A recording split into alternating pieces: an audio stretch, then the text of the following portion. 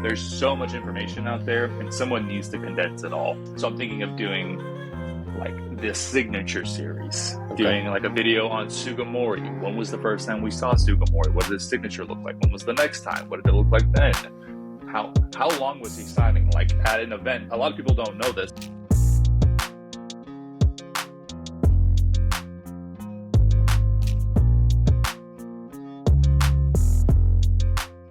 Welcome back to episode, welcome back first to the PokeRadar podcast. This is episode 6. Episode 6. I'm not really keeping track, but I'm doing my best. I've got one of my best friends, not anymore, just a Pokemon friend. He's a real life best friend, which is really cool to say. We have the one and only Swolepoke. All right, how you doing, man? Jeremy. Am I doing the pose right? Perfect. Man, the way you said that, you were like what did you say? You're like my best friend, not anymore Poke friend. You paused at like the right second where I was like, wait, where's he going with this? Hold on a sec. This is a call out. Yeah. You messed up. I got some beef with you now. Yep. Sharpie all over the picture of me. That would have been hilarious. Glasses, and yep. You already have the mustache. So I don't need to add the mustache. Right. You could fill it in my beard where it was patchy. That's right. But I'm good, man. I'm good. It's Saturday morning, California, bright and sunny, 75 degrees. Going to go to the beach after this and just enjoy my Saturday. What beach do you go to? Dude, there's so many options. There's Newport Beach, Huntington Beach, Laguna Beach, San Clemente. There's you name it, man. And what do you pick though? Depends on the vibe you want. Okay, what's the vibe? I've been to Huntington, I've been to Newport. I think Newport's like the one that most people, I feel like, at least in their 20s, we're 30 now. So maybe there's a new beach you have to go to. Yeah, Huntington Beach is like the late 30s going into 40s beach. Like that older, like we haven't quite grown up yet. We're still drinking a lot, partying kind of beach. Yeah. Newport is that mid-20s, early 30s, lots of money, super chill vibes. Everyone's super cool, nice cars. Laguna Beach is senior citizens. It is like old. That's like my vibe right there. Old people. If you want old people beach, Laguna Beach. And then San Clemente is like up and coming. It was kind of like a dingy area that was overlooked for a long time. Like before COVID, you could buy a condo on the beach for $400,000. That's amazing. And now they're over $1 million now? Close to $1 million. Jeez. And San Clemente is a cool beach. That's like a mellow, just hangout beach. Very family oriented. Okay, good. That's good to know. So there you go, guys. There's your little tidbit on beaches if you're visiting California. Jeremy, you're born and raised. Raised. Right? Orange County. Never left. Never thinking about leaving. It's the perfect place, huh? Oh, it is, man. Even if you're paying, what is it like? I think the average home here is over $1 million now. It's just everything other than homes, everything about this place is great. Yeah, I do love it every time I come. I'm still a Northern California kid. I like the nature. I mean, you have great places in Southern California, but Yosemite and the trees up there and just getting lost in nature is pretty unbeatable for me. So all right, I'll give you that. I love Northern California. So, I mean, we have been friends for a long time. I went to your wedding. It's fantastic. We've done business deals together. We've gone to a lot of events together, slept in the same hotel rooms, shared to save a couple $100 over events. We used to be two broke boys trying to make it in Pokemon and scrounging together a couple $100 to get a deal done. Dude, I'm not going to lie. Anytime there's an event coming up like Collect-A-Con or anything, and I'm looking at hotels and I see like, man, 3 nights, $400, $500, and I'm like, I'm going to text John. I'm going to see if I'm going to see if he wants to share a room or if I can just sleep on a couch or something, man. I'm not paying this for Collect-A-Con or any of these small time events.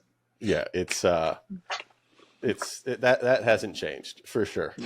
We've always done the best we can to save a couple $100 here and there for all these, because especially me with living in a bunch of different areas, I've traveled a lot to these things, and thankfully a lot happens in LA for you. Right. So fairly common to be staying at your place now with card party that happened recently, and there's Long Beach Collecticon coming up. And then of course Frank and Sons, which we haven't done in a long time. That's where we first kind of like truly bonded. Well, first time we met was Worlds in 2019. Yeah. That was like, that Worlds was such a big. Well, no, we met previously at Worlds, like what, 2016 actually, or 2017? Yeah, but that's when we had beef and we didn't like each other. Oh, I didn't know that. No, it was Golrez, Shadowless Charizard. You were really good friends with him because he's from LA. And I'll never forget this because like where we're at now. But this was before Swolepoke. You were Pokemon Gym Freak. Oh man, throwback. Yep. And Golrez was looking to buy a base set box for like, I don't know, $1,000, $1,200, and I had one for sale, but I wanted $1,400. So that $200 difference was like Golrez complaining that I was gouging for super high prices. Yeah. And I was like, dude, man, I don't need to sell. I just, this is the price I want. And he brought you into the picture. And I don't know if you DM me or like posted something. Like there was just like, classic childish drama for Pokemon Instagram stuff, like way before what it was today. Oh, jeez. I was a youngin'. There was beef there. Yeah, we were both. I mean, that was 7 years ago or something. I don't know. Jeez, man. We were fresh in the Pokemon scene, and weird. We crossed paths in Anaheim. I don't think we talked. I was there for a day. I was there for a couple hours. Yeah. That's when I lived in Northern California. I drove down for the day. And then 2 years later, we met at DC, and me, you, Rev, Ryan got coffee together every day, and Zach was there too. We just everything went from there. I mean, we hung out a lot. I mean, that's just kind of how these things happen, I feel like. I mean, it happened recently. Me, you, Chloe, and her husband Harry just like hung out, did everything together at like that Dallas Collecticon. Yeah. So that's I feel like that happens a lot at these things, and that's where you really start to build real friendships, real relationships with people. Is there anyone else that? I mean, there was Mike, but that was a part of Professor O'Kelly. That was a part of Frank and Sons. Have you had any other ones like that? Any other stronger bonds that just like randomly occur when you're going to these events? I mean, you're just hanging out with me usually. Yeah. No, yeah. I mean, I feel like these events, for anyone who feels like they're not quite connected to the community, definitely is the place to build those friendships and get to know the people. I think it's so easy to just go online, you're interacting, but you never really build that friendship, I think, to the extent that you could when you go to these events. And you're hanging out 72 hours straight. You're kind of forced to get to know these people beyond the Pokemon realm. You're forced to understand them, and just that's, I think, where you build a friendship. So I feel like just in this last year, my friendship has grown with you, Gemmint Pokemon, Jason, what does he go by? CPOG or Card Zone? Card Zone, something. Yeah, something like that. Well, and I think too, being older now that we have like disposable income and we're not freaking out about getting the cheapest flight in, cheapest flight out, trying to like maneuver hotels, we have time to actually focus and enjoy ourselves at these events, talk to each other, not having to nickel dime every single meal, every single room. The flight, like I said, it's much more of a chill vibe, at least for us in our 30s now, than it was when we were in our young 20s, freaking out about how we were even going to get there and back home in one piece with a bank account. Yeah, I'd spend half the time trying to find that one deal that would pay for the whole trip. Yeah. So, no, that's definitely a big part of it for sure. Being able to be able to walk around calmly and just enjoy what's going on around you. But I mean, it's getting dangerous at this point with the amount of packs we're opening again, at least at the last one. The last two for me, it's been a lot of heavy packs. No more packs for me, man. No more packs. I say that every time. Every time, get there, spend a couple $1,000s and make nothing back. Yeah, it's hard not to with you though. You're my lucky charm. I mean, you're not mine. It all started with the infamous first edition Charizard pull. Me and you, that finally came to a close with that last pack. Or no, that was a different deal. But we got those 3 packs from Japan. 2 of them were heavies. Opened them at Frank and Sons together. Nice Swipe was there. Professor O'Calley and what does Jonathan go by? What was his name? Oh man, I don't know. He works for like Steve Aoki now, and is completely off the radar. Yeah, that's true. And yeah, we opened up those packs together, back to back. Charizard, then Venusaur, and then most recently I opened up 2 times ago the Gold Star Mewtwo, which we did in Long Beach, right. And then the last one was the Lugia. So crazy stuff being pulled. I'm going to start charging you, man, to open packs with me. We just have to go in together on everything again on all these packs, and then we can. I guess so, man. Jeez. ROI is not good though, so maybe not. No. It's exciting, but you're not making money off of it. So we literally have gambling problems, and it's just we're masking it with children's playing cards. Yeah, and have excuses of like, oh yeah, I'll make a couple extra dollars back from this War Turtle or whatever. Yeah, I'll write it off. It's fine. It's all. Meanwhile, I'm hiding all this from my wife. She doesn't know what's going on. Well, it's hard to hide it when you have a giant poster behind you like that. Oh, I'm talking about the gambling addiction. But yeah, the poster. Yeah. I mean, how is that? I know Tessa quite well, and I talked about this with Chloe in my last episode of her dynamics with her husband, because Harry's now full time with her doing the card business.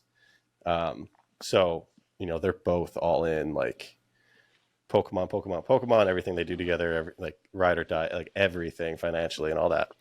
Tessa obviously not a part of the Pokemon community, doesn't collect it. Never will be. How does she feel about it? How do you guys navigate the Pokemon addiction? Honestly, I'm blessed, man, and I hope everyone in the community who is at a place I'm at finds a wife who understands like Tessa does. Finds a wife. Pause. Yeah. Oh my gosh, clip it. What was I saying? Yeah. So at first, I think like most people who are introduced to people like us who do this full time, we're paying rent with it. We're doing all these things. It's very hard to conceptualize what we do. I've had this conversation a million times, even at dinner last night with some friends. They were asking me, and they couldn't quite wrap their head around the idea of like, oh, you buy Pokemon cards and then you sell them? Like, why? Who wants these? What are they paying? Why are they paying? Why don't they buy a house? Like all these questions. And 9 out of 10 times people have a hard time understanding what we do. Even if I use an example of just look at me like a day trader with stocks. I'm buying stocks, I'm flipping stocks, I'm holding stocks long term, I'm potentially invested in some companies hoping they'll do well, and that usually will get people to understand. But with Tessa, like most people, she didn't get it at first. Like she saw the poster and was like, what? Why do you have a giant Pokemon poster? And why do you have all these like Pokemon shirts? And I don't get it. And you make money. And it was great because she had an old mentor of hers, sit her down when they were at lunch one day, and she told Tessa something along the lines of like, look, this is a business. Like you got to take away the fact that it's a kid's cards game, it's pieces of cardboard, it's ages 7 and up, whatever is stopping you from realizing that this is a legitimate business and your husband is making a living off of this and he's supporting you with this. And plus, she's seen like the crazy, purchases I've made that I ended up selling for 2 times the price I bought it for, 3 times or 4 times, or like, a lot of the deals I do. And once I think people see the consistency of that and you're open about it, a lot of people don't know about the deals I'm doing, but thankfully I can tell her, it makes it super easy. So we're at a point with Pokemon where she just completely trusts me. There is no sort of questioning. There is no sort of like concerns or worries. If I told her I went and bought something like snap coughing, um, yeah. Should I pull it yeah, up? no. Sure, no. Then yeah, stuff like that. It's like she just trusts me. She's seen what I can do. I've shown results. I get success through this, and there's never been an issue with Pokemon and her. So I hope everyone finds a wife. Period. And I hope everyone finds a wife who understands what they do. Period. Yeah, it's fun. It's something that I ask a lot of people because obviously I'm single and looking for the love again. Radar looking for love again. Oh man, cut the podcast. We're done. No, so it's also just like I get asked that a lot too.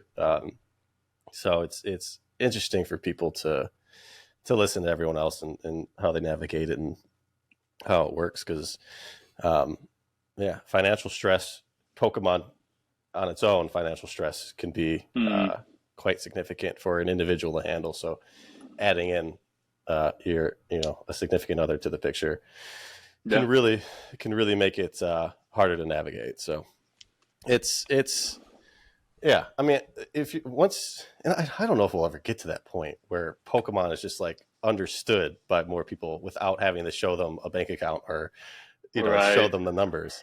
Because even when you do relate it to stocks, it's still just like it doesn't click for people for whatever reason. Yeah.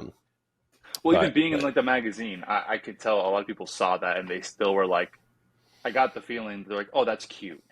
Yeah. Not like, oh wow, that's amazing. Like you're in a magazine for Pokemon cards. It's like, oh, that's cute. Like your collection's in there, and which again, I'll never live this down, and I'll always bring it up, no matter what. There's that signed Ken Sugimori Mew right there. Yep. It was in my cart, and I didn't buy it. Do I have it on me? This is this is a bit of advice here that actually Dan Catch 'em All Collectibles brought up the other day in one of his lives. You can buy anything on eBay, essentially, and you'll be protected. Like they protect buyers so well. So I should have had that card in my collection. Yeah. For $2,000. It was in my cart. I was ready to go, but I was, letting people chirp in my ear that, it could be fake auto pens. All this stuff is coming out. Because at the time, this was up and coming for signatures for Pokemon cards. Mm-hmm. It was in its infancy, but it was happening. We saw it. You saw it more than most. What was happening with signatures? But I had this card in my cart for $2,000. It's probably a $20K card, if not more. But had it in my cart. Got scared, and then you swooped in and took it, which, I mean, no hard feelings, of course. It's all fair game. I passed on it. Well, to be fair, you and a few others were publicly talking about it on Discord. Yes. Yeah, we were. So it wasn't like a secretive thing. It was multiple people were concerned about the authenticity of it. I was reading the chat and instantly was like, I know that guy. I know the legitimacy of him. I know the provenance. Buy now, add to cart. Yeah, so that's where information is so valuable. Because, it was E4 Discord. It was PFM who found it first. Yeah. And I was in with him, and one other person, I forget who. Yeah. And Scott didn't want it. I don't think he was interested in signature. Again, it was super early for this stuff. So I don't know if he cared about it or he thought it was fake. But he was like, hey, fair game. Someone take it. So I took a look at it, was about to take it, and I just was listening too much, and boom. Look what I just bought, guys. Should have asked me, man. I would have told you it was real, and I wouldn't have swiped it. Yeah, that's all good, though. At least I get to see it in the magazine now forever. You can cut it out. Lay it over another card. Yeah. So tell us about this experience with the PSA Magazine, because I was actually, while you were doing that, I was in LA getting some stuff graded. Oh, yeah, that's right. And I think I picked up the day that you went in to do the shoot. Mm-hmm. How did that come to be? Like, I mean, I know how it's done. I'm trying to eventually get myself into there. Hopefully, at some point, I need to step up my game a little bit before I can get a full spread like you did. But Tell us a little bit about that experience and and how that came to be. Yeah, man, it's super cool. PSA is finally starting to acknowledge Pokemon and want to start acknowledging it more. As you can see, like someone like me, I'm surprised they even pick someone like me over the hundreds of other candidates that are out there. But yeah, so my Instagram, I've had a Pokemon Instagram since I think 2015, 2014, something crazy. I'm coming up on almost 10 years of having a Pokemon Instagram, if it's not already 10 years. Yeah. And a couple of guys from PSA have just been following my account for years. And Dustin, I don't remember his last name, but Dustin, the guy who actually wrote the article on me, I'm sure his name is in there. He randomly reached out to me one day, gave me his credentials, and was just saying, we want to start getting guys in here like you. I've been following your account for a long time. I really like that you're into these signatures. I really like that you collect these art, and I just would love to write an article on you and get you in the offices one of these days. So it was just that easy as a DM.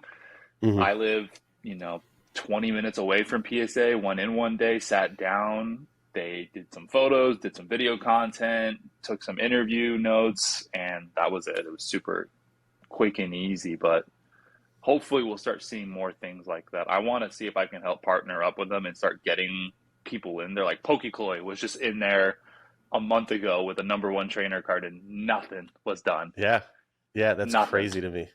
Like it's, a PSA 10 of that card. So I mean, like you say you have. I had the opposite experience when I went there, right? You said that you're seeing PSA being more interested in Pokemon. Yeah. I had the complete opposite experience on the grading side, where I felt, and maybe it's a little bit of entitlement, but I did bring them some of the craziest cards in the hobby. Yeah, I felt that they did not care.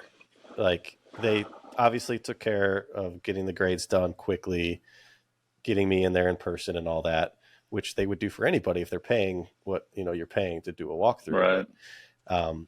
There were just instances where I felt like PSA wasn't as accommodating as they should have been for something like that.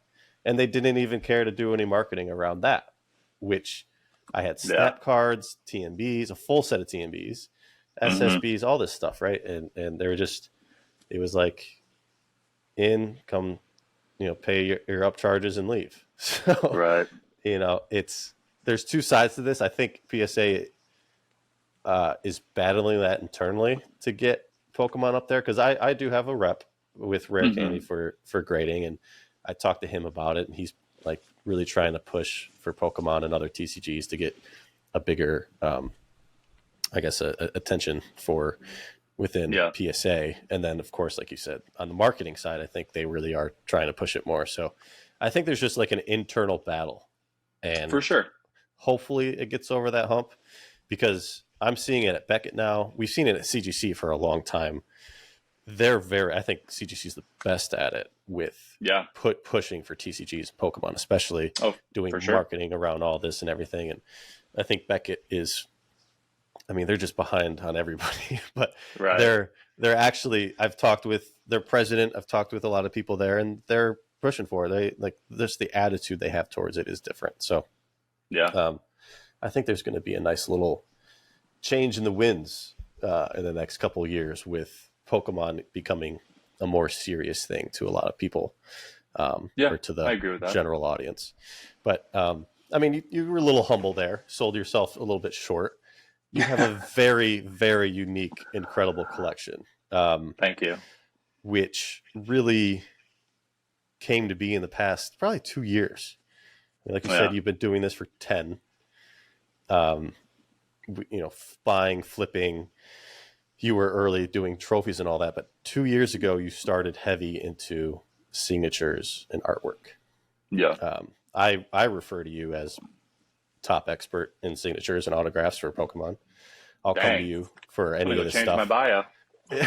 Honestly, no, I'll come to you for any of this stuff. Because you're putting in the effort and time to learn about not just the signatures themselves, but the people who got them, the events that they happened at, all the history behind it. What was your What was like? Do you remember the moment or this card or whatever it was that really flipped that switch in your head for autos? Yeah, man. Honestly, where are all these cards? Uh, All these just yeah, I mean, you missed out on this opportunity. Another missed opportunity, man. But for me, no, I know where it is. Sorry, 1 second. well, I'm back now, so I'm not. You got to get me back involved with what your dealings are, so that we can Let's both see. start killing it again. There we go. Yeah, man. So for me, I didn't really understand autographs. I mean, I've always had like that appeal of autographs. Even before I was into Pokemon, like growing up, I really wanted, like Steve Carell's autograph. I really wanted like Will Ferrell, like these guys who I used to watch in movies and TV shows. I wanted their autographs. I think that's an innate basic human instinct. We want for some reason a piece of the piece of the people that we look up to in our lives, whether it's athletes, movie stars, whatever. And the first big thing for me that got me into Pokemon autographs was the 2019 World's Championship, where we got to meet Imakuni, Tomoaki Imakuni is his full name, but that was the first time I actually got to meet an artist face to face, shake their hand, and just have them sign a card. And it was such an experience. I don't know. You're at the World Championship. You're sitting with a guy who drew one of the original base set cards. He's excited to see you. You're excited to see him. And it's just like so much euphoria and ecstasy. And it was just so cool being like in that atmosphere. That kind of set things off for me, and slowly I got more and more into autographs because of that. And then the next event obviously was Fukuda, where we got these done. Yep, yours is somewhere back there. I can grab it.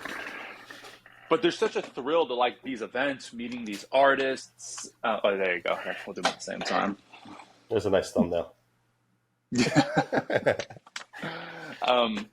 Yeah, I don't know. There's just such a thrill. It's like you're meeting somebody who helped shape your childhood. It's the cards you look at every day. You're meeting the person who drew that artwork, and I don't know. It's almost hard to put into words. It's like it's a out of body experience. No, I don't know. Well, that's where I think. Yeah, that's exactly where I think the disconnect happened between what I was thinking, you were thinking, because I didn't go to the Imakuni thing. I was with you guys, but I decided to stay with Gem Mint. I stayed with Dan, Ketchumall, and Gary. Yeah. And we just like opened packs together, the four of us, which was a great experience on its own. Like at the time it was awesome to do that with those guys. So missed out on the Imakuni experience. So I can see where that kind of led me down the path of being more skeptical of that market trend versus you being able to go into it with a more bullish mentality. Right. Well, I knew at that time they were hermits. Like all these Japanese artists are hermits. And so when someone was like, hey, we were able to figure out this sort of private signing with Imakuni, regardless of who he was, I was like, okay, the fact that they have any artists in the US willing to sign cards for us, at that moment, I knew this was an opportunity I shouldn't be missing out on. Yeah. Because before him, there wasn't really signing events. Right. They just had artists go to the Worlds, go to wherever, and they would. Yeah. But that was before people like us even went to these events. It was just players. Right. And their parents or whatever. So you also ran into him at the Pokemon Center pop-up too, right? Because you had a picture with him. That was before the signing event. That was yeah. And that's how you know I'm a pure-hearted collector, man. I met him, and my first instinct was not, can I get an autograph? It was, I want to take a photo with you. Yeah.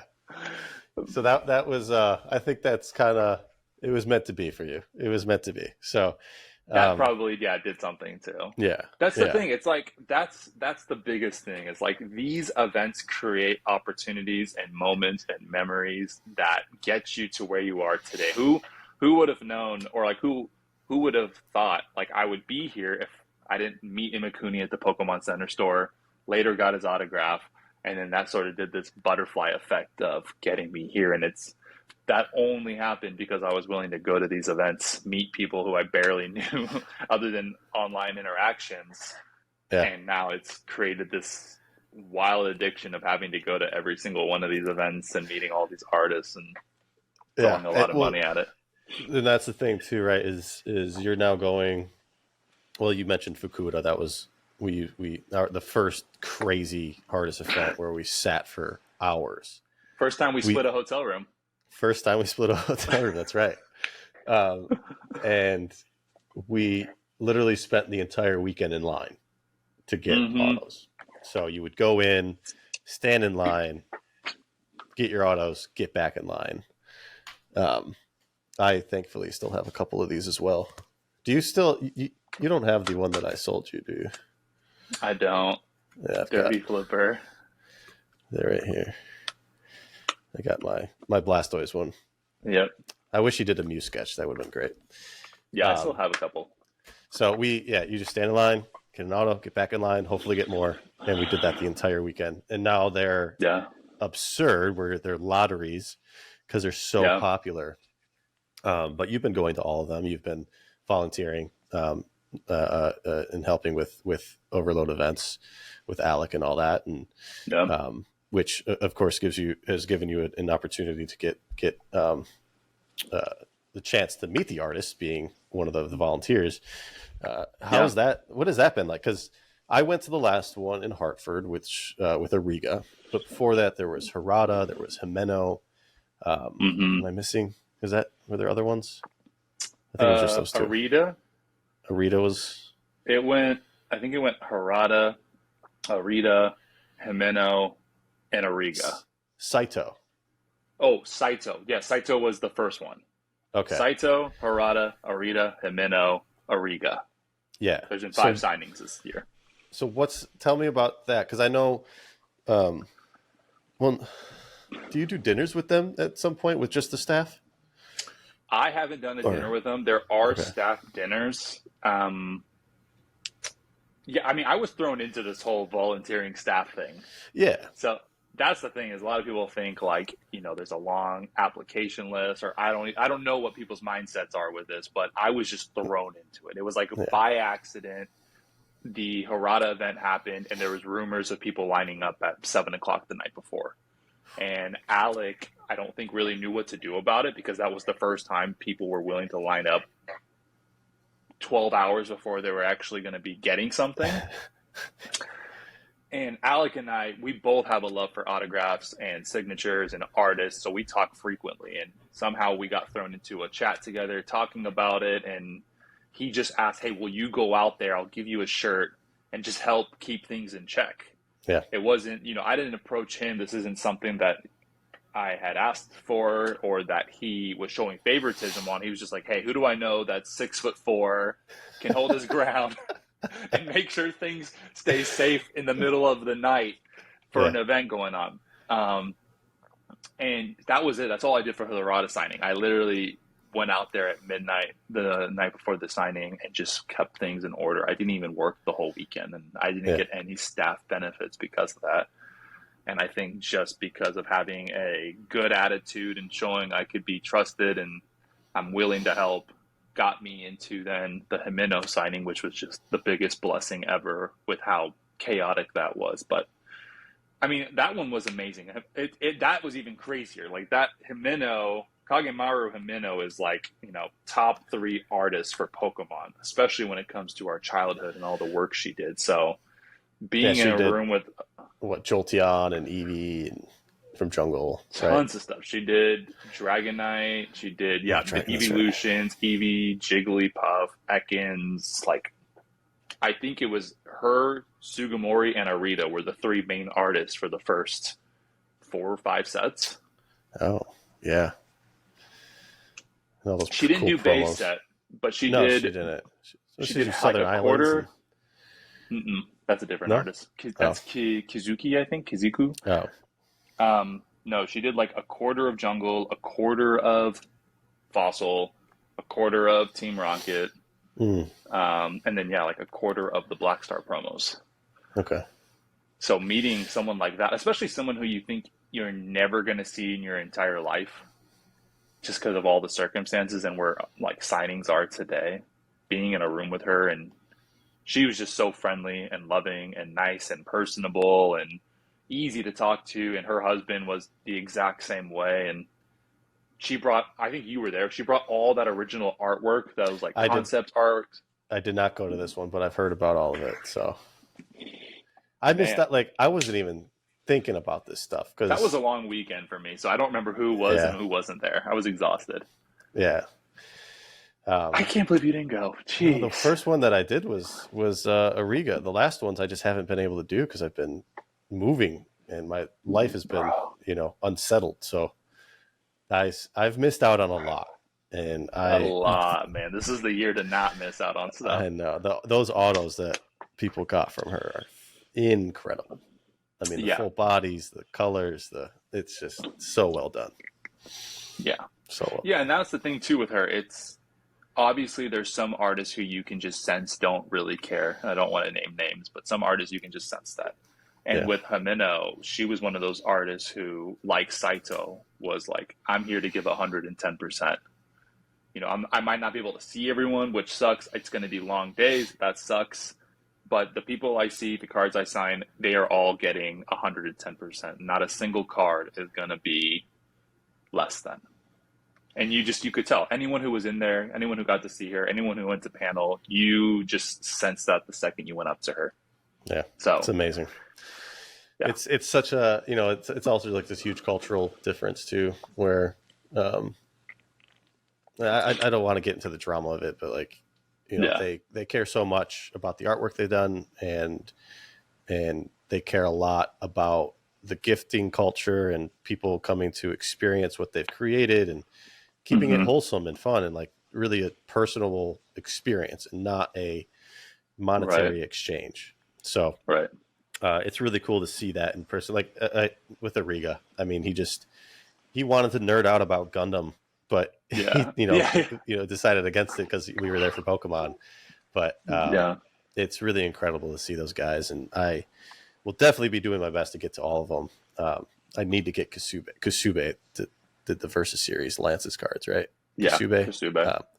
Got to get Kasube one of these days, but it's hard to say, man. Some of these artists are completely off the radar. Like, there's no blogs, there's no Instagram, they have nothing. That's Kasube. That's one of them. Yeah. She's like, there's a handful of them. Complete black hole. No one knows where, what they're up to. So, it's definitely fun. I'm excited to see what happens in Japan for Worlds with this, because obviously a lot of artists are somewhat local. Who's going to show up? What's going to happen? Like, dude, I'm not ready. I don't know what to do. Do I just bring a binder of cards and hope to run into Sugimori and get like it? I guarantee it's going to be locked down. They're not going to let that fly with people lining up to get signatures and all that. But hey, if you run into them at dinner or lunch or something outside of the venue, it's going to be. I don't know, man. I've heard Sugimori has turned people down in Japan outside of events. Yeah. So I can imagine that. And a lot of artists too are being pretty vocal. I guess we do have to get into this topic a little bit, but a lot of artists have been pretty verbal on Twitter, at least with their private events or like their original art events. They're not going to touch Pokemon cards. Like, do not bring me a Pokemon card. I'm not signing it.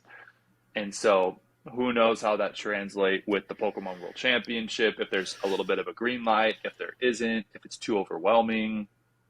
We won't know till we get there. Yeah. But hopefully everyone is pretty calm and keeps their composure with these people. We'll see. Yeah. Yeah. I mean, that's another event we'll get to hang out at. I mean, I think outside of the time before, because you're going to Kyoto, you said? Tokyo, Kyoto, and Yokohama. And then Yokohama. Okay. Yeah, I'll just be hanging out in Tokyo. Maybe I'll get convinced to tag along with you to Kyoto, but I haven't made any plans for that yet. So you got to get on that, man. We're a month out, less than a month out. We're like 3.5 weeks out.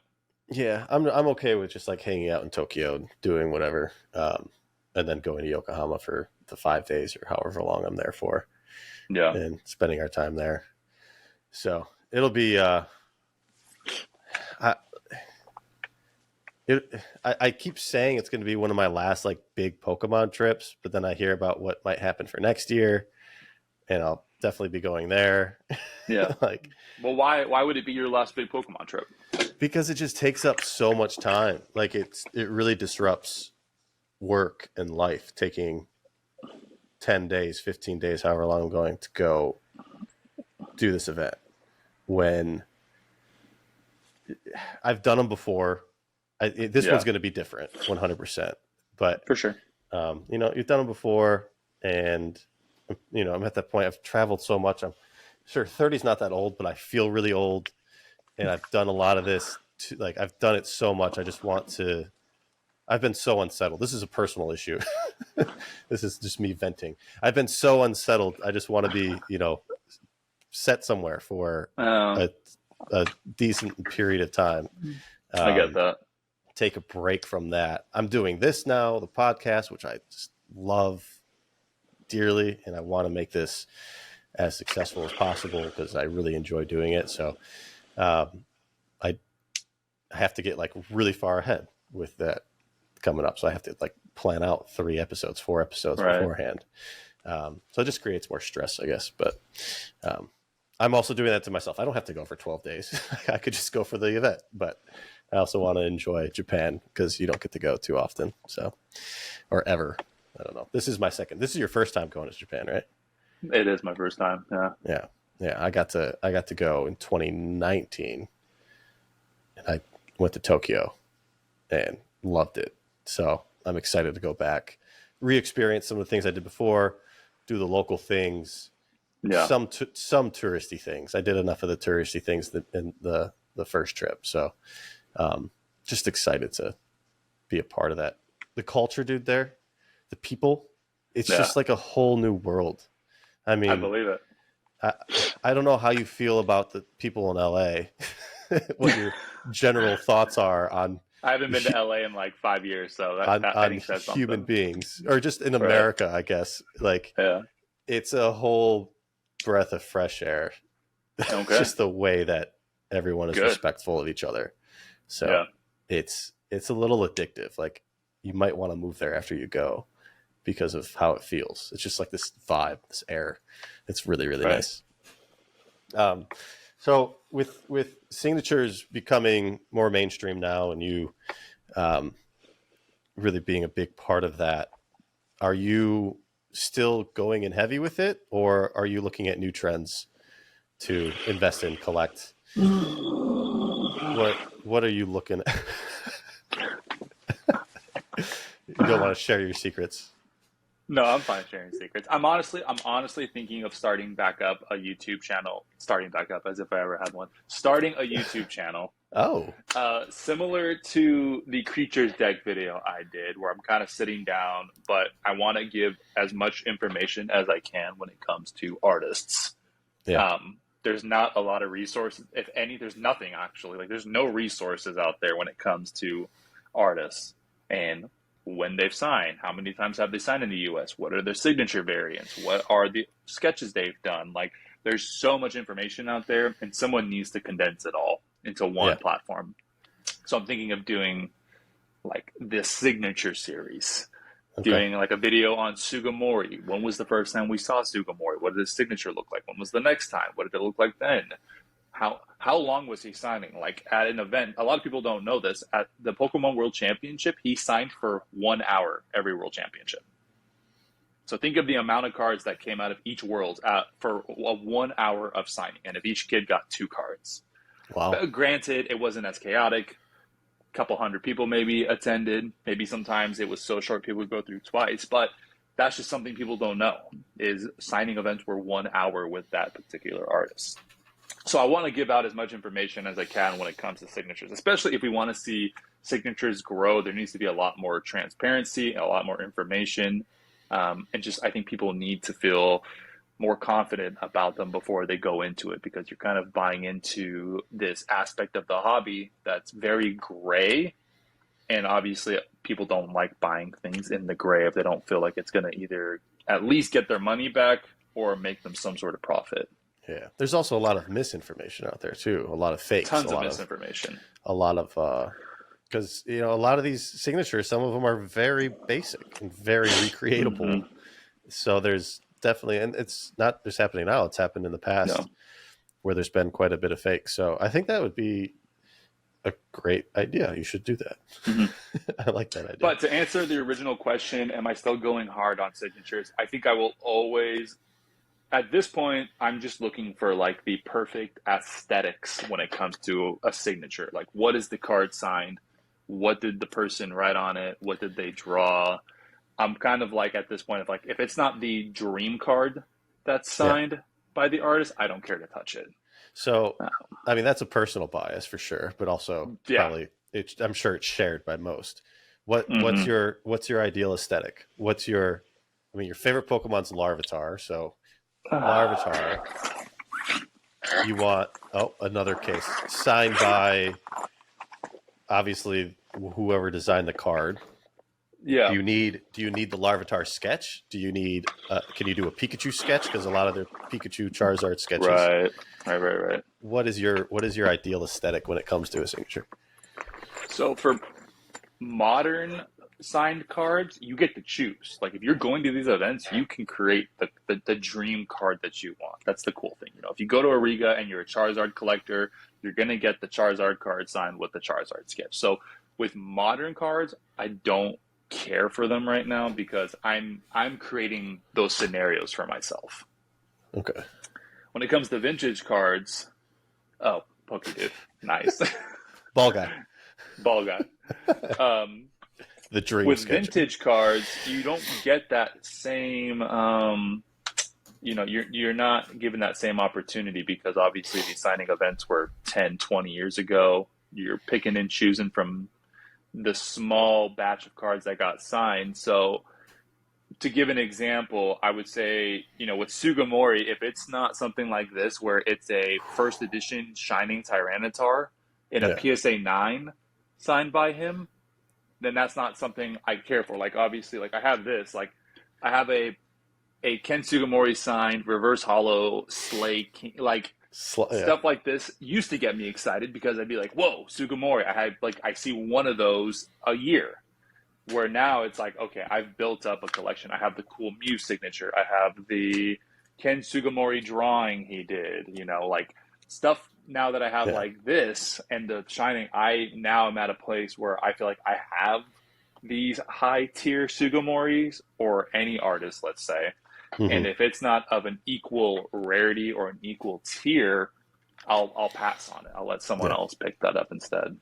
Okay. So if I come across the answer is if I come across a God tier, I'll freak out. I'll do what I need to do to get it. If I come across, your everyday reverse hollow Slay King signed card, then 9 out of 10 times I'm not going to be purchasing that card.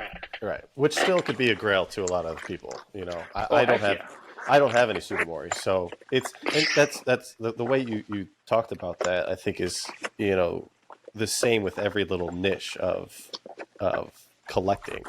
Mm-hmm. Like, you just kind of go into what you want, you collect a bunch of it, and then you end up breaking it down to the best of the best or your favorites. Right. So that's interesting. So I think regardless of how long you've been in the hobby and how much success you've seen in different areas, you still kind of follow the same path whenever you enter a new trend or a new like niche within collecting, because it's just like exciting, or it's just what works, and it allows you to get all that knowledge and experience by collecting a bunch of it instead of just going after what you think is the best right off the bat. So you gather that knowledge, get that experience, see a lot of it, and then break it down to what you see in your eyes as best of the best. So, I mean, that's what the majority of your collection has really consisted of lately. Mm-hmm. I mean, you did in recent times complete a trade to get a PSA 10 first edition Zard, which is massive. Right. But I haven't seen much of you buying anything else. Maybe some sealed packs recently, but I don't really see you going after anything else at the moment. Are you done with it? Like, do you not want this other just like normal set cards, trophies, even. Like, I don't see you going after it anymore. Or you do it quietly. I say I'm pretty quiet a lot with my purchases now. Yeah. Like I'll show you something I did for fun recently. So recently I bought the Gaba or Nagaba Nagaba? binder. Yeah. And I've been filling up every page of 9 pages with the different evolutions. Okay. Don't know why. Just thought it'd be cool for my collection. If it makes me money one day, great. If it doesn't, that's totally fine. No, I think I'm just at a place in my collecting career where I'm just collecting the things that I want, that I like, that I enjoy. Like, I'm getting every Larvitar in a PSA 10 that's a reverse holo. I'm getting every Tyranitar in a PSA 10 that's a reverse holo. And stuff like that isn't about the money. It's just I enjoy it. Yeah. And I don't need to share that stuff. Like, who cares that I bought a Tyranitar or a Larvitar? Like, maybe I'll post it here or there, but 9 out of 10 times it's not about the clout or the Instagram likes. This is just for me. So who cares if I'm sharing it? As far as going after big trophy cards, these huge 5-figure cards or 6-figure cards, those are great. What was your most recent purchase? I haven't paid for it yet, but a lot of people know because I got doxxed on Rare Candy's auction. But I got the Snap Coughing card, which I told you I would get. You remember that? Yeah. I told you a couple times I'd buy that. Yeah. But stuff like that, I think I've gotten to an age now where it's not realistic to think I can collect those things. Right. Like I'm not gonna complete the set that's crossed out. I'm not gonna be dropping 5 figures every month or even every week. So as much as I would love to collect them, it's just not feasible unless I'm gonna make a profit off of it. And that's just the unfortunate truth. And so I think because I know like that Charizard is, one day to make a profit, a couple of other big cards I still have in my collection are to make a profit. To still find joy in this hobby, I've now collected the things that don't affect my bank account, things that I don't have to worry about making a profit on, and just the things that I genuinely love to look at and just hold. Yeah. And signatures is a good middle ground for that. Like a lot of these cards, I get the same joy. I get more joy from signatures than I do from that PSA 10 Charizard I have. And it's at 1% of the cost, 10% of the cost. And there's so much room for opportunity for like growth and value and like the hobby as a whole getting more onto signatures. And, the growth and value part isn't necessarily as big a deal, but it's like a niche in the hobby that I have more joy in than if I was trying to once a year buy a 5-figure trophy card. Right. And I was stressing out about getting it and then paying it off. And then next year, it's like I can pick up signatures for any of these cards I want, and I get 10 times the amount of joy out of it. Yeah. So that's something that people don't talk about enough. I mean, it's like, who are you to actually be able to afford to truly collect a $10,000 card, a $100,000 card? I mean, you look at all of us, the majority of people who are in a regular 9-to-5 job, trying to save up 10 grand to truly buy something to collect for no purpose of reselling or anything like that. You have to make a lot of money. A lot of money. And that doesn't get talked about enough, I feel like, because it's so everyone pitches this I'm a collector, I'm a collector. Yeah. And it creates really bad habits for people that cause that financial stress. But I think you just got to get to the place where you accept that those kind of cards are now at a place where they're investments. You're not collecting them. And that's just how it is. And there's no shame in that. It's totally fine. Like, I'm not collecting a PSA 10 first edition Charizard. I'm investing in one. But if you want to still have joy in Pokemon, joy in the community, joy in the conversations and the events, you have to figure out, how do you collect? What is collecting to you? And once you figure out that, I think it gives you sanity, peace of mind, more joy in this than it did before. and it's just overall a better experience. Yeah. Yeah. I think that's really important. I mean, there's so many affordable things. You just have to eliminate that clout chasing, that view chasing, That need. it's that acceptance from other people, which obviously is a very tough thing in this world. You're very good with disconnecting from social media. I haven't seen you on Threads yet. Are you gonna hop on Threads? I made a thread just to make sure my username wasn't taken, but Yeah. I don't know. I don't know. Social media is just dumb, man. I hate it. I mean, you took like a month off not too long ago, right? You like deleted the apps. What did that do for you? How did that provide? Like, what was that like? Did you have the sweats for a while? Were you shaking? I'd say the entire time I was shaking. Yeah, because my average screen time is 6 to 7 hours. Yeah, it's pretty gross. Yeah. I needed to take a break, and I think most of us need to take a break. And in that time, I read 3 books, which I haven't done in who knows how long, maybe since like high school or college. Just found more, like, there's just so much time in the day when you're not on your phone, you're not on your laptop, you're not on Discord. And I don't know, I've just done so much research on dopamine and natural sunlight and walking and exercise. And, I know I'm famously known as Swolepoke, the guy who's in the gym all these hours of the day, but once you get to your 30s, it's like that's not realistic in so many aspects. When it's like married life, work, your health, it's like I always joke about with friends, like our bodies, up until you're 20, your body is a gift. You don't have to do anything for it. In your 20s, and then in your 20s, you have a get out of jail free card. You can do whatever you want to your body and it's going to be totally fine. And then in your 30s, you got to start working for it and you got to start maintaining. And then in your 40s, it's like, no, you got to earn it. Like, you're not going to like feel good, look good, sleep good if you're not doing the things you need to. And then as you get older and older, it's like, now you got to fight for it. In your 50s and onward, you got to fight for that health. And you feel that. I don't know if you feel that. You just turned 30, you youngin', but I feel it now. Yeah. I mean, my history with health issues too, which I think has expedited that. But yeah, man, it's tough. I don't sleep well. Well, you got to do what you got to do to ensure that you do get that good sleep, though. It's like not being on a laptop until, 10 o'clock at night if you do that, not getting up or laying in bed until you're about to fall asleep on your phone. It's making sure you go to bed at a reasonable time if you know you need to get up. It's taking the right supplements. It's like there is a plethora of things and we kind of are just ignoring them. And I think, I don't know, I just had my breaking point and needed to get off my phone and do a lot of the things that I was ignoring in my own health and my own life.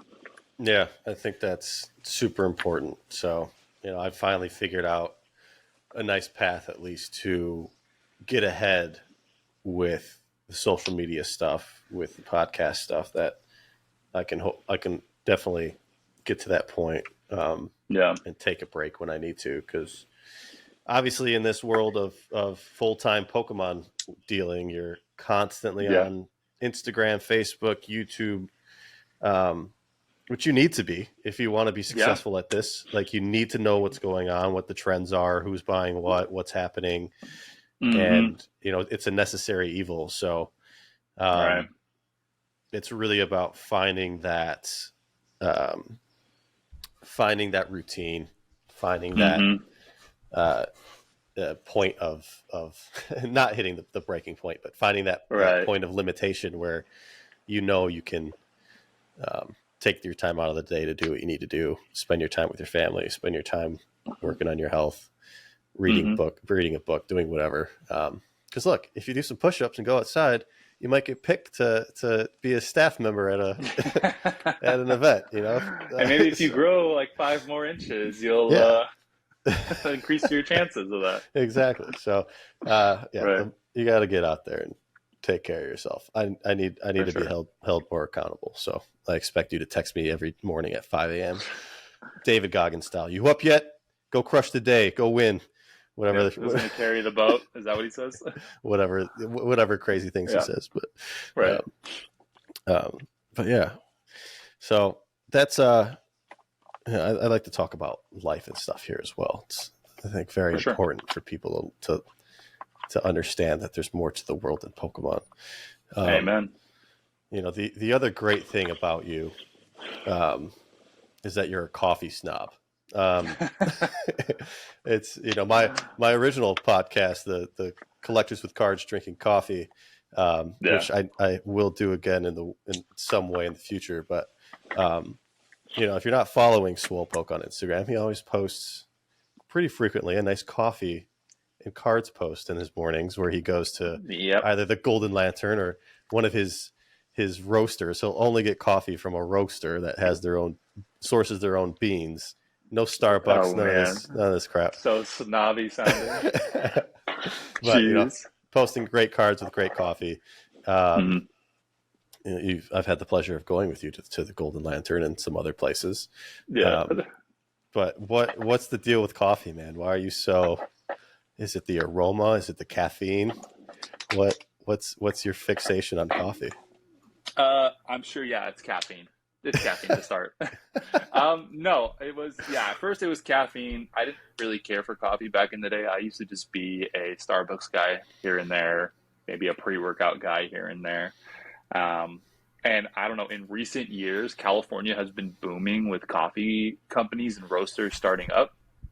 And I had no idea what that means. Like, what is a coffee roaster versus a coffee shop? And why do I care about a bean that came from Ethiopia versus one that came from Guatemala? Like, what does that have to do with coffee? And it's been cool. So the coffee shop I frequent, it's called Golden Lantern. If anyone's ever in Orange County, look up Golden Lantern. Matt, the owner, is just a super cool guy who's super passionate about coffee, and he has just shared so much information about coffee with me. He even offers an exploration of origin class where you sit down and you actually go and taste all these different beans from all these different regions, and he gives you all these different flavor notes and things to picture while you're drinking it. So, I have an understanding now of what do beans from Ethiopia taste like, and what do beans from Guatemala taste like, and what is the different flavor profiles, and how do they roast them, and what does roasting do to it. And it's just gotten to a point where I know exactly what I'm looking for in my coffee, and the flavor and the quality. And so it's gotten to the point where it's like a nice car. It's getting to the point where it's ruining coffee for you because you can't have coffee unless it's exactly what you want. Like, I'm nervous about being in Japan for 2 weeks and seeing what I'm going to drink, but they got to have good coffee. They got good whiskey, so I'm sure they do something up there. It doesn't totally ruin my day. Like, if I go somewhere and I can't find good coffee, whatever, I'll go to Starbucks and I'll get a gross Irish cream cold brew, whatever. But with the caramel drizzle. No, it's kind of like, it's almost like collecting. It's like I've found a niche in something that I really enjoy, and I've taken the time to learn about it. And I'm not looking to benefit or profit off of it. All I care about is just having a good cup of coffee, and I just enjoying it. That's my thing. Yeah, I'm a water snob. Only drinking the Me too, man. Mountain Valley spring water now. Mountain Valley. That is some high quality H2O. That's right. The green glass bottle. You guys got to take care of your body. What's going in it? Don't be drinking plastic and the nasty Dasani. You gotta. That's probably my dirty little secret. It's like I'll spend $5 on a water bottle all day. If it's a good high quality water, it's the same thing as coffee. Once you've tried all these waters, like, you see the differences. You feel the differences. That's the big thing. Yeah. You feel the difference between tap water and fresh mountain spring water that has pH and alkaline and all these things that your body's lacking every day. Yeah, I mean, it might be a uppity, snobby thing that we just tell ourselves, but we feel Placebo. Yeah. As long as you believe it, Yep. Yeah. I spend my money on water, on food, and travel, and then Pokemon cards, of course. But I'm in that same category, man. My clothes are my clothes. I mean, they end up being expensive. I do spend some money on clothes, but you told me I need to up my up my You style. do, man. You wear the same exact clothing. Like, you're wearing the PokemonRadar. I mean, you have to for the podcast. For the podcast, but I bet you're going to wear that the rest of the day. Yeah. Yeah. So I got to go do a shopping spree of some kind. And Yeah, Mrs. Radar is going to need a little more than that, my friend. Wherever she is. Wherever she is. She's got to see. She's got to see a little bit of effort and care. Uh-huh. Not the same shorts and pants that I've been wearing for 10 years. Nope. Stop wearing those Crocs. I just got those. Those are new. I'm a Those Birkenstock don't leave the guy. house. Okay. Oh gosh. Okay. You don't like Birks? I don't know. I don't know how I feel about the Jesus-looking sandals. What are your quick go-tos then? Do you not have? Oh, what do you have, like Allbirds, slippers and slides, and slippers and if slides. I just need to, if I'm on the go, yeah, I want It's the same Crocs. thing. It's the I'm not same gonna thing. lie. Yeah, it's the same Yeah. thing.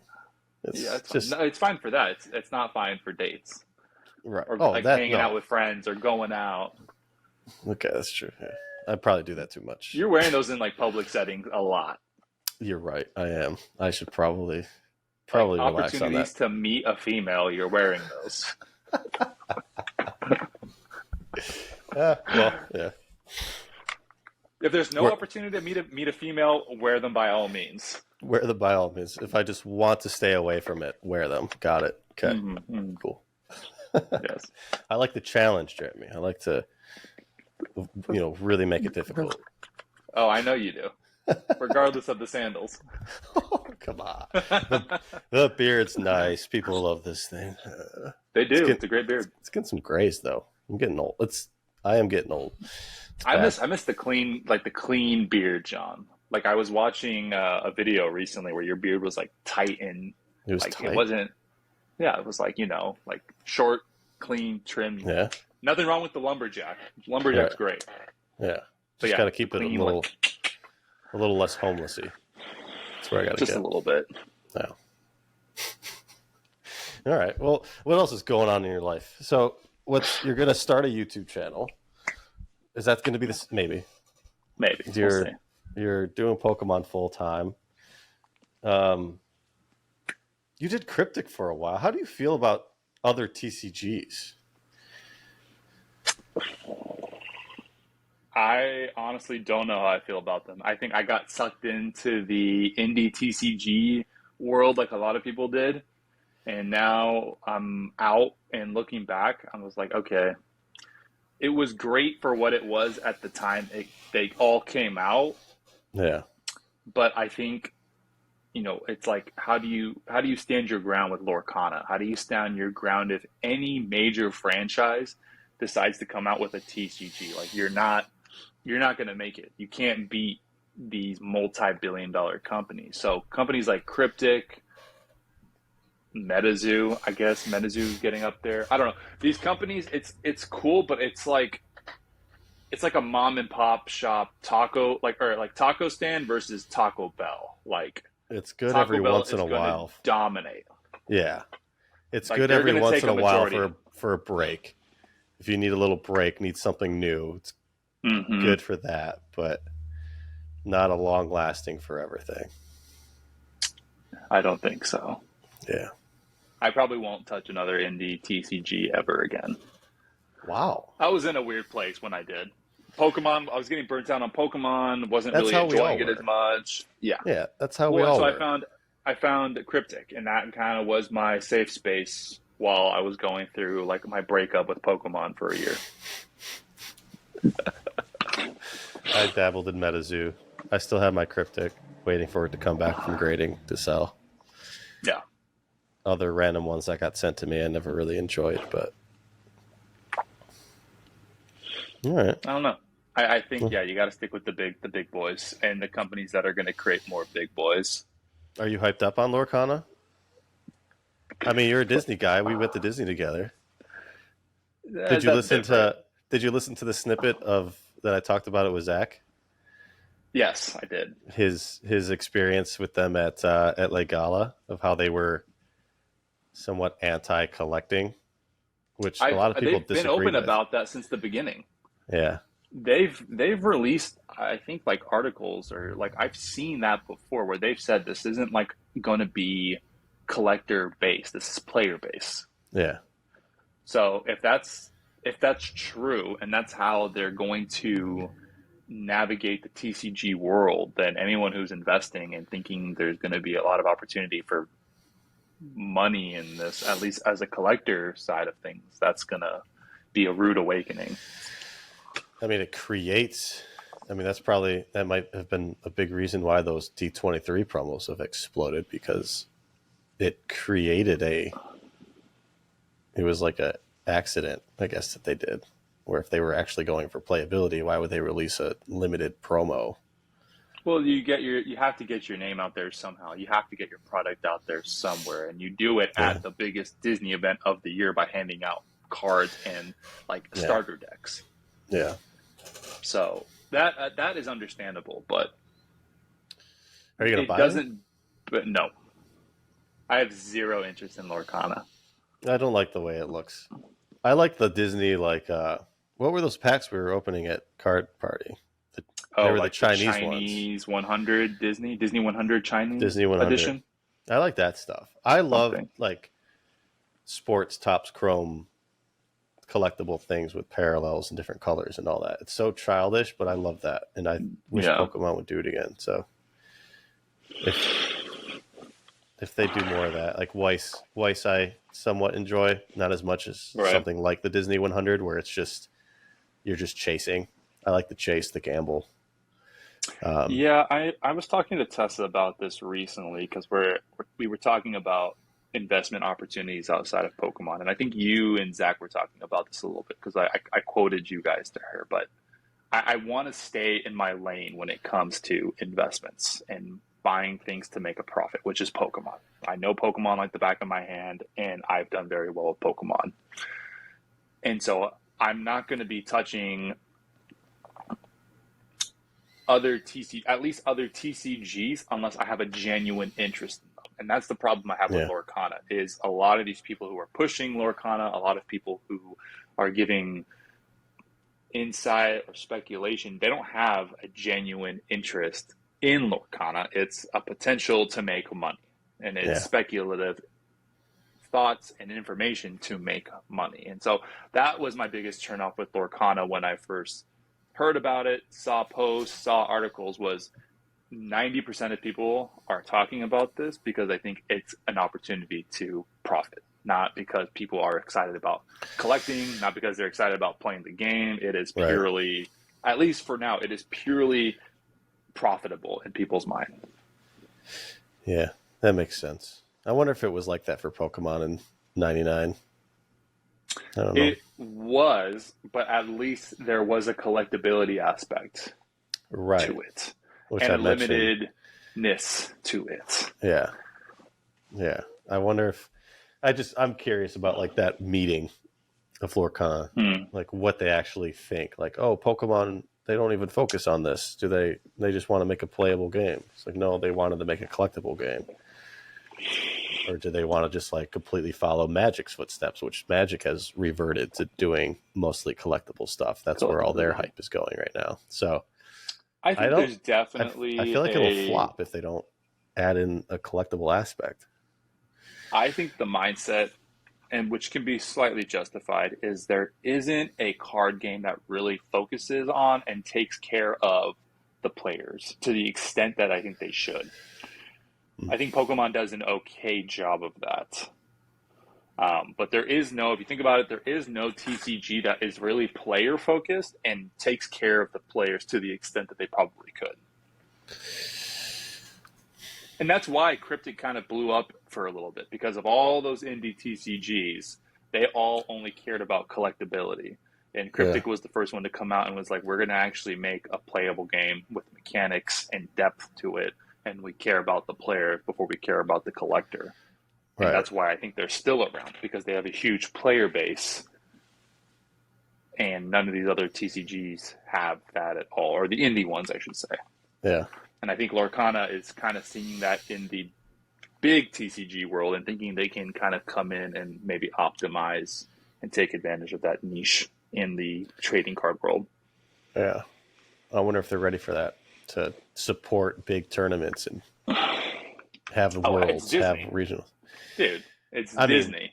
I guess I didn't even think about that till this moment. Having world championships at Disney World, like, oh wow, that's cool. I'll be there. Like, if you you win the tournament, you get a lifetime pass to Disney or like a year long. Like, imagine all that type of things they could do. Now I want to play the game. I'll play the game. I won't collect it. Yeah. Wow. Get your own card. Get your own face on a Disney card. I wonder what they'll do now. I haven't even sat and really thought about this. There's so much like variety, opportunity that they can provide to Disney fans if they play the game. There is, but Disney is also no better than Pokemon with how stingy they are and how, like Disneyland passes never go on sale. They never change certain things. Like there's a certain stinginess to Disney that there is with Pokemon. So I think as cool as we can, as much as there's like as dreaming as you can do, I have a feeling Disney's going to be similar to Pokemon where they're not going to do the coolest things. They'll do cool things, but they're not going to do like the dream stuff. Well, as long as they dangle that carrot forever, just like Pokemon does, they'll be successful. Right. So maybe. Yeah. But all right. What else you got for us? You got any other exciting things going on in your world? I mean, I've officially hit the hour mark with you. So hour 15. Hour 15. Are you going to keep the mustache? Yeah, Tessa likes it. Yeah. I like it. If I clean shave, I look like I'm 19 again. So I need to have some sort of maturity to me. Yeah. I don't think I could ever go back at this point. I'm going to be stuck with a gray beard when I'm older. No, but honestly, I'm at a great place with Pokemon. I'm very happy with how collecting looks. I'm happy with the money I make with it. I'm happy with my friendships in Pokemon. I'm happy with the events. I'm happy with like what's to come. Excited for what's to come. And yeah. Well, good. Well, nothing big. I'm glad that we've been able to create such a great relationship over the past 7 years, 8 years. Yeah. 7. Well, I was doing backwards math. It's yeah, man. It's been a pleasure to get to know you and be a part of your life, and I'm looking forward. I'm looking forward to being old and gray with you, opening packs, talking about Pokemon, talking about the old days. I mean, I'm sure we'll reach a place where Worlds is probably the one time we see each other a year. Yeah. If we can even do that. Yeah. That's the mindset you got to get into. If you feel like you're burnt out or you're not settled, it's like I would start looking at maybe as long as you have these events that you're paid to go to. But if like for Worlds, let that be like your one trip a year, so it doesn't feel as overwhelming as like having to go to all these events. It's like, no, Worlds is the one that I'll make happen, and if nothing else works out, that's totally fine. Too much of something's an addiction, and it's bad. So yeah, as I have thousands of Pokemon cards laying around me right now. Yeah. That's the one thing that actually turned out to be good. Right. So, well, thank you, Jeremy, for hopping on. Yes, sir. At such short notice. I can't wait to hang out with you in Japan, and hopefully I'll get to be in this PSA magazine one day like you. I just want to be like you when I grow up. So I'll put a good word in. All right. Well, have a great rest of your weekend, and we'll talk soon. Sweet, man. Thank you.